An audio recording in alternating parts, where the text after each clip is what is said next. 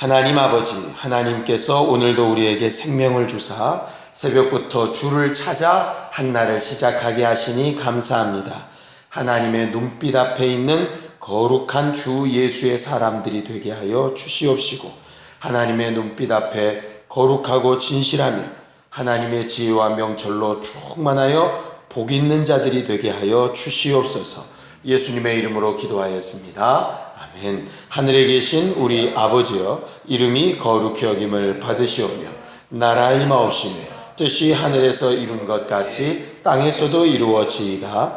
오늘날 우리에게 일용할 양식을 주옵시고, 우리가 우리에게 죄 지은 자를 사하여 준 것 같이 우리 죄를 사하여 주옵시고, 우리를 시험에 들게 하지 마옵시고 다만 악에서 구하옵소서. 나라와 권세와 영광이 아버지께 영원히 쌓옵나이다. 아멘. 하나님의 말씀은 잠언서 3장 11절부터 26절까지 말씀을 함께 같이 합독하겠습니다. 잠언서 3장 11절부터 26절까지 말씀을 함께 같이 합독하겠습니다. 함께 읽겠습니다. 시작. 내 아들아, 여호와의 징계를 경히 여기지 말라. 그 꾸지람을 싫어하지 말라. 대저 여호와께서 그 사랑하시는 자를 징계하시기를 마치 아비가 그 기뻐하는 아들을 징계함같이 하시느니라. 지혜를 얻는 자와 명철을 얻는 자는 복이 있나니 이는 지혜를 얻는 것이 은을 얻는 것보다 낫고 그 이익이 정금보다 나음이니라. 지혜는 진주보다 귀하니 내가 사모하는 모든 것으로도 이에 비교할 수 없도다. 그의 오른손에는 장수가 있고 그의 왼손에는 부귀가 있나니 그 길은 즐거운 길이요 그의 지름길은 다 평강이니라. 지혜는 그 얻은 자에게 생명나무라. 지혜를 가진 자는 복되도다. 여호와께서는 지혜로 땅에 터를 놓으셨으며 명철로 하늘을 견고히 세우셨고 그의 지식으로 깊은 바다를 갈라지게 하셨으며 공중에서 이슬이 내리게 하셨느니라. 내 아들아, 완전한 지혜와 근신을 지키고 이것들이 내 눈앞에서 떠나지 말게 하라. 그리하면 그것이 내 영혼의 생명이 되며 내 목의 장식이 되리니 내가 내 길을 평안히 행하겠고 내 발이 거치지 아니하겠으며 내가 누울 때 두려워하지 아니하겠고 내가 누운즉 내 잠이 달리로다. 너는 갑작스러운 두려움도 악인에게 닥치는 멸망도 두려워하지 말라. 대저 여호와는 내가 의지할 이시니라. 내 발을 지켜 걸리지 않게 하시리라. 아멘. 성경은 하나님에 대해서 여러 가지 표현을 하는데 그 중에 가장 깊고 중요한 표현이 하나님이 우리의 아버지가 되신다 하는 것입니다. 하나님께서 지으신 피조물 가운데 가장 뛰어난 피조물을 혹 고른다면 사람과 천사겠죠. 그런데 사람이 천사보다 조금 못한 것은 육체가 있는 동안의 그 연약함 때문이라고 성경은 기록합니다. 그 육체의 연약함이 없는 천사, 그 천사에게도 하나님이 너는 내 아들이라 하신 적이 없다 이렇게 말씀하셔서 사람은 연약한 육체를 가지고 있지만 그 천사보다도 더 뛰어난 대우를 받는, 결국 하나님을 아버지라고 부를 수 있는 귀한 존재가 되게 하셨다 하는 것을 성경을 통해서 밝히 말씀하고 계십니다. 하나님이 아버지라고 할 때에 우리가 하나님의 성품을 자꾸 오해하는 것 중에 하나가 있는 것이 뭐냐면 하나님이 과연 두려운 하나님이냐 사랑의 하나님이냐 하는 것에 대한 오해입니다. 율법을 먼저 대한 사람들은 확실히 하나님을 두려운 하나님으로 여기고 그 두려운 하나님 앞에 떨며 정말 억지로라도 이렇게 신앙생활 하려고 하는 것들이 대단히 많지요. 근데 복음을 먼저 받아들인 사람들은 확실히 하나님을 사랑의 하나님이라고 이야기합니다. 물론 성경은 이 두 가지를 다 말하고 있는데요. 이 두 가지 성품 가운데 먼저 근간이 되는 성품이 과연 뭐냐? 그거를 좀 따져보는 것이 오늘 성경 본문의 내용입니다. 로마서 11장 22절에 보면은요, 하나님의 이 두 가지 성품을 다 말합니다. 로마서 11장 22절에는 하나님의 성품 두 가지를 인자와 준엄함이라 이렇게 이야기합니다. 옛날 성경에 보면 인자와 엄유라 이렇게 얘기합니다. 하나님 안에는 인자하신 성품도 있고 엄유, 준엄하신 성품도 있는데 그 중에 기본이 뭐냐? 거기서는 분명히 하나님의 인자하심이 기본이다 이렇게 되어져 있어요. 하나님의 인자하심을 사람들이 벗어나기 때문에 준엄하심 가운데 들어가게 되는 것이다 하는 것이죠. 오늘 성경 본문에도 11절 12절에 이렇게 되어 있습니다. 내 아들아 여호와의 징계를 경히 여기지 말라. 그 꾸지람을 싫어하지 말라. 대저 여호와께서 그 사랑하시는 자를 징계하시기를 마치 아비가 그 기뻐하는 아들을 징계함 같이 하시느니라 이렇게 되어져 있습니다. 이 성경 구절을 그대로 갖다 쓴 것이 히브리서입니다. 히브리서를 좀 잠깐 읽어보죠. 히브리서 12장 4절에서 13절입니다. 히브리서 12장 4절에서 13절입니다. 함께 읽겠습니다. 히브리서 12장 4절에서 13절입니다. 함께 읽죠. 시작. 너희가 죄와 싸우되 아직 피 흘리기까지는 대항하지 아니하고 또 아들들에게 권하는 것 같이 너희에게 권면하신 말씀도 잊었도다. 일러스되 내 아들아 주의 징계하심을 경히 여기지 말며 그에게 꾸지람을 받을 때에 낙심하지 말라. 주께서 그 사랑하시는 자를 징계하시고 그가 받아들이시는 아들마다 채찍질 하심이라 하였으니 너희가 참음은 징계를 받기 위함이라. 하나님이 아들과 같이 너희를 대우하시나니 어찌 아버지가 징계하지 않는 아들이 있으리요. 징계는 다 받는 것이오늘 너희에게 없으면 사생자요 친아들이 아니니라. 또 우리 육신의 아버지가 우리를 징계하여도 공경하였거든 하물며 모든 영의 아버지께 더욱 복종하며 살려하지 않겠느냐.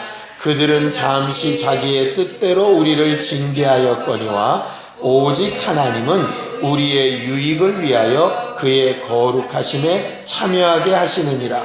무릇 징계가 당시에는 즐거워 보이지 않고 슬퍼 보이나 후에 그로 말미암아 연단받은 자들은 의와 평강의 열매를 맺느니라. 그러므로 피곤한 손과 연약한 무릎을 일으켜 세우고 너희 발을 위하여 곧은 길을 만들어 저는 다리로 하여금 어그러지지 않고 고침을 받게 하라 이렇게 되어 있습니다. 하나님께서 본래의 성품은 그 자녀들을 사랑하신 같이 우리를 사랑하시는 것이 본래의 성품인데 그 사랑하시는 자에게 왜 징계하시느냐? 히브리서 12장 4절에는 죄와 싸우되 피 흘리기까지 싸우게 하시려고 이렇게 되어 있습니다. 죄와 싸우되 피 흘리기까지 싸우게 하시려고. 왜냐하면 하나님의 인자하시고 사랑하시는 성품이 정말 크고 대단하신데 그 크고 대단하신 하나님의 사랑이 절대로 먹히지 않는 조건이 하나 있는데 그게 바로 죄라 하는 것입니다. 하나님의 그 큰 사랑도 죄의 문제에 있어서만큼은 그 독생자를 죽음에 내몰지 않고서는 해결할 수 없을 만큼 그 죄가 크고 중하기 때문에 적어도 사랑받는 아들들, 사랑받는 하나님의 교회가 다른 것은 몰라도 죄에 대해서만큼은 아주 피 흘려 싸우기를 원하셔서 그 일에 승리케 하고자 징계하시는 것이다 이렇게 되어 있습니다. 그래서 그 징계가 잠깐은 슬퍼 보이고 즐거워 보이지 않지만 실제로 그 일의 결과를 통해서는 정말 하나님께서 평강의 열매를 맺고 그들의 연약하고 부족했던 부분들이 정말 굳게 세워짐을 얻고 온전케 되어짐을 얻게 만들려고 징계하시는 것이다 이렇게 말하는 것이죠. 오늘 성경 본문으로 돌아오면 13절부터 26절까지는 똑같은 얘기를 계속 반복합니다. 하나님의 지혜가 얼마나 중요한지 아냐? 은보다도 귀하고 정금보다도 귀하고 진주보다 낫다. 그 지혜와 명철은 어떤 것보다도 중하고 대단하다. 그 지혜와 명철만 있으면 너는 정말 평강을 누리고 어떤 두려움 가운데서도 평안한 잠을 잘 수 있을 것이고 어떠한 위경 가운데서 다 건져내물 얻고, 이런 이야기들이 쓰여지고 있습니다. 근데 결과적으로 그 지혜와 명철이라고 하는 것, 은보다 정금보다 진주보다 귀한 그 지혜와 명철이 뭐냐? 그게 11절 12절에 나온 하나님의 징계하심이라 이 말이에요. 지혜라 그러니까 반짝반짝해서 위기를 타개하고 어떤 문제가 벌어지면 그거를 팍팍 해결해 나가는 이런 능력이라고 생각하기 쉬운데, 오늘 본문에서 말하는 하나님의 지혜와 명철이 뭐냐? 하나님께 주시는 징계, 그의 경계하심, 그의 두렵고 떨리게 하신 것, 이것들을 깨닫는 게 정말 하나님의 지혜와 명철이라 이 말이죠.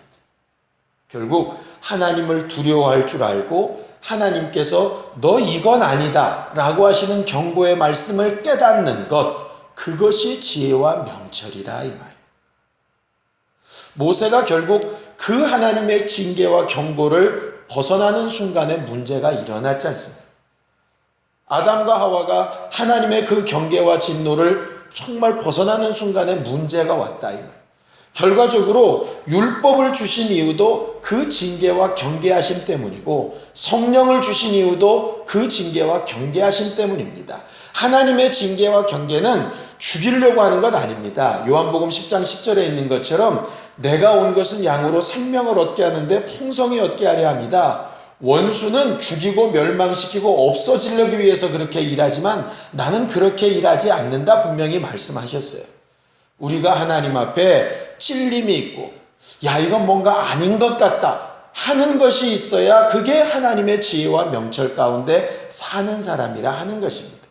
하나님께서 우리에게 징계하시고 경계하시는 이유는 저 계시록에도 이야기합니다. 자, 요한계시록 3장 19절 함께 같이 읽어보죠. 요한계시록 3장 19절입니다. 요한계시록 3장 19절입니다. 함께 읽습니다. 요한계시록 3장 19절 시작. 무릇 내가 사랑하는 자를 책망하여 징계하노니 그러므로 내가 열심을 내라 회개하라 이렇게 되어져 있어요. 하나님께서 사랑하시는 자를 책망하고 징계하시는 이유는 단 하나 때문입니다. 회개하기를 열심내게 하려고. 그러고 나서 바로 붙은 말씀이 뭐냐? 20절에 볼지어다 내가 문 밖에 서서 두드린다 이것이었어요. 자꾸 우리는 이 말씀을 문 밖에 서서 두드리는 것은 구원받으라고 두들기는 것으로 이야기하는데, 그 앞절과의 연결을 보면 예수께서 왜 두드리시느냐 하면 회개하라고 두드리시는 거예요. 말씀이 와서 부딪히고 읽고 듣고 깨닫고 생각날 때 뭔가 내 심령에 와서 부딪히는 말씀들이 있다면 그때는 바로 회개할 때라는 거예요. 그 말씀 가지고 돌이키고 뭔가 바뀌고 변화되어야 될 때라는 거예요. 근데 사람들이 지금까지 해왔던 방식을 고치려고 안 하고 자기 생각을 바꾸려고 하지 않더라 하는 것이죠.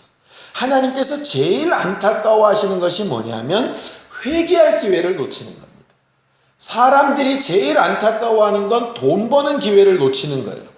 남들 다 집 사가지고 펑펑 튀길 때 제대로 못 사면 배 아프고 속상하고, 남들이 이것저것 해가지고 그 사업 투자했을 때 정말 제대로 나도 같이 꼈으면 굉장히 좋을 텐데 그거 못해서 억울하고 아까운 거 굉장히 있죠. 심지어는 어디 물건 싸게 파는 그거 잘 몰라가지고 나중에 제값 주고 살려고 그러면 배 아프잖아요. 그런 기회 놓치는 건 정말 속쓰려 할 줄 아는데 회개하는 기회 놓치는 것은 별로 속쓰려하지 않는다. 주를 만날 만한 때, 주를 찾을 만한 때 그 기회를 놓치지 않는 게 지혜고 그것이 하나님의 명철인데, 그때를 놓치고 나서도 또 기회가 있겠거니 한다 하는 말이죠. 우리가 하나님의 약속이 더딘 것처럼 보여도 왜 더디냐? 하나님은 모든 사람이 멸망치 않고 회개하기에 이르게 한다라고 베드로후서에 말하고 있는데, 하나님이 기다리시는 것은 결국 그 회개하기에 이르는 부분이거든요. 오늘도 우리가 무슨 일을 하고 계획하고 할 때 부딪히는 일도 생기고 잘 풀어지지 않는 부분도 생길 겁니다. 물론 원수의 방해도 있을 수 있겠지만 반대로 생각하면 뭔가 경계하심과 하나님의 징계하심으로 볼 수도 있다는 거죠. 그때 결과적으로 찾아가야 될 것이 뭐냐 하면 회개한 데 이르는 겁니다. 그래서 고린도후서에 보면 이렇게 되어 있습니다. 이 세상에 여러 가지 근심들이 굉장히 많은데 그 중에 하나님의 뜻대로 하는 근심이 뭐냐? 어떤 근심의 결과가 회개에 이르게 된다면 그건 정말 하나님의 뜻대로 제대로 근심한 것이라 이 말이에요. 사람들은 내 뜻대로 잘 되면 복 받은 것 같고 내 뜻대로 안 되면 복에서 떠나간 것 같습니다. 그런데 성경은 그렇게 말하고 있잖아요. 복은 뭐냐? 자, 시편 32편 1절입니다. 시편 32편 1절입니다. 시편 32편 1절입니다. 함께 읽습니다. 1절, 2절 같이 읽죠. 시작. 허물의 사함을 받고 자신의 죄가 가려진 자는 복이 있도다. 마음에 간사함이 없고 여호와께 정죄를 당하지 아니한 자는 복이 있도다 그랬어요. 우리가 하나님 앞에 걸림이 되어지든 찔림을 받든 징계를 받게 되어지든 내 뜻대로 되어지지 않는 부분이 있든 어쨌든 그 결과가 회개로 이어지고 허물의 사하심을 얻고 하나님께서 도우시는 증거로 되어진다면 그건 하나님께서 보실 때 어떠한 지혜와 명철보다도 뛰어나고 좋은 것입니다. 그런데 내 뜻대로 되고 내 계획대로 내 마음대로 되고 내 의견대로 다 되어져도 회개에 이르지 못하고 찔림이 찔림되지 못하고 하나님의 징계가 그저 피해 떠나가는 방법만 되어진다면 그렇다면 하나님의 지혜와 명철과는 거리가 먼 사람이 되겠죠. 그래서 성경에 오늘 얘기하는 겁니다. 너희가 하나님의 자녀라면 그 사랑하시는 자를 징계하시고 경고하시는 주의 말씀을 들을 수 있었으면 좋겠다. 그것이 너희에게 가장 큰 지혜고 복이다 하는 것이죠. 가장 훌륭한 설교자라면 그것을 가르쳐 줄 수 있는 것이어야 될 테고 가장 훌륭한 부모라면 하나님의 말씀으로 자손들을 그렇게 잘 경계하여 가르칠 수 있는 부모가 정말 훌륭한 부모겠죠. 그런 부모된 심정이 또 하나님의 자녀된 삶이 오늘 한날 계속되기를 원하고 그 지혜와 명철로 우리에게 주시는 평안함과 도우시는 증거와 역사가 충만케 되기를 예수님의 이름으로 축원합니다. 시간 예수의 한번 부르고 간절히 같이 기도할 때 주께서 오늘도 우리와 함께 하셔서 우리의 모든 마음과 생각을 경계하시고 정말 하나님의 지혜와 명철로 사는 사람 되게 하여 주시옵소서. 예수의 한번 부르고 함께 같이 기도하겠습니다. 예수여